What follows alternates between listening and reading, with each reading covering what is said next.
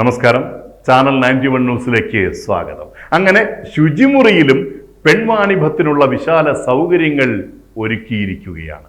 പെരുമ്പാവൂർ പട്ടണ മധ്യത്തിലുള്ള നഗരസഭയുടെ ശുചിമുറിയിലാണ് 3 താൽക്കാലിക റൂമുകൾ തയ്യാറാക്കി ഒന്നാന്തരം പെൺവാണിഭം നടന്നു വന്നത്.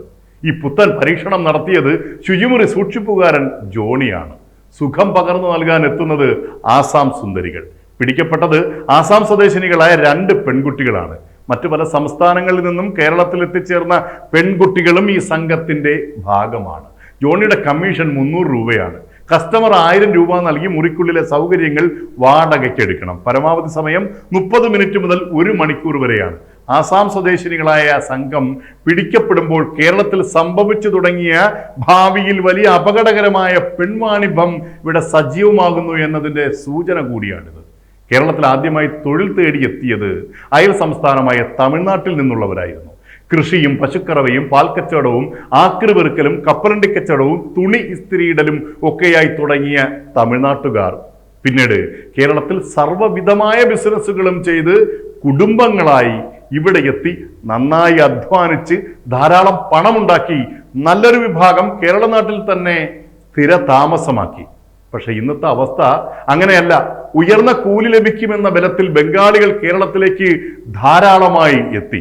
ഇപ്പോൾ ബീഹാർ, UP, ഒഡീസ, ആസാം തുടങ്ങി ധാരാളം സംസ്ഥാനങ്ങളിൽ നിന്ന് ഒരു യാത്രാ താമസ രേഖകളുമില്ലാതെ ആയിരക്കണക്കിന് പേർ കുടിയേറ്റക്കാരെ പോലെ ഇങ്ങോട്ട് വന്നുകൊണ്ടേയിരിക്കുന്നു.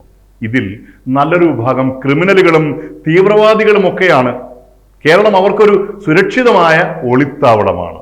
ഇതൊക്കെ നമ്മൾ പ്രതീക്ഷിക്കുന്നതിലും വലിയ അപകടമാണ് നമ്മുടെ നാടിനെ വരുത്തിവെക്കാൻ പോകുന്നതെന്ന് തിരിച്ചറിയാൻ അധിക നാൾ വേണ്ടിവരില്ല. ഇപ്പോൾ പറയാൻ വന്ന വിഷയം മറ്റൊന്നുകൂടിയാണ്. ആസാം, ഒഡീസ, ബീഹാർ തുടങ്ങി വിവിധ സംസ്ഥാനങ്ങളിൽ നിന്നും ധാരാളം പെൺകുട്ടികൾ കേരളത്തിൽ എത്തിക്കൊണ്ടേയിരിക്കുന്നു. തൊഴിൽ അന്വേഷിച്ചെത്തുന്ന ഒരു വിഭാഗമുണ്ട് എന്നത് യാഥാർത്ഥ്യം. എന്നാൽ ഇപ്പോൾ പെരുമ്പാവൂരിൽ പിടിക്കപ്പെട്ടതുപോലെ 100 കണക്കിന് പെൺകുട്ടികൾ ഇവിടെ എത്തി മലയാളി ബ്രോക്കർമാരുടെ സഹായത്തോടെ വലിയ പെൺവാണിഭം നടത്തുന്നു. വാടകയ്ക്ക് വീടുകളെടുത്തും ഹോട്ടൽ മുറികളിൽ സ്ഥിരമായി മുറികൾ വാടകയ്ക്കെടുത്തും ഉൾപ്രദേശങ്ങളിൽ ഹോം സ്റ്റേ രൂപത്തിലുമൊക്കെ കേരളത്തിൽ പെൺവാണിഭ സംഘം സജീവമായി കഴിഞ്ഞു.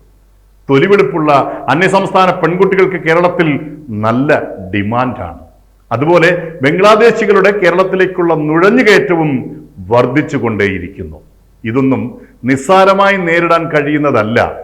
ഗൗരവമായ നടപടികൾ അതിവേഗം ഉണ്ടായില്ലെങ്കിൽ നമ്മുടെ നാടിന്റെ സുരക്ഷയും സംസ്കാരവും ഒക്കെ ഛിന്ന ഭിന്നമായി പോകുമെന്നതിൽ യാതൊരു സംശയവും വേണ്ട.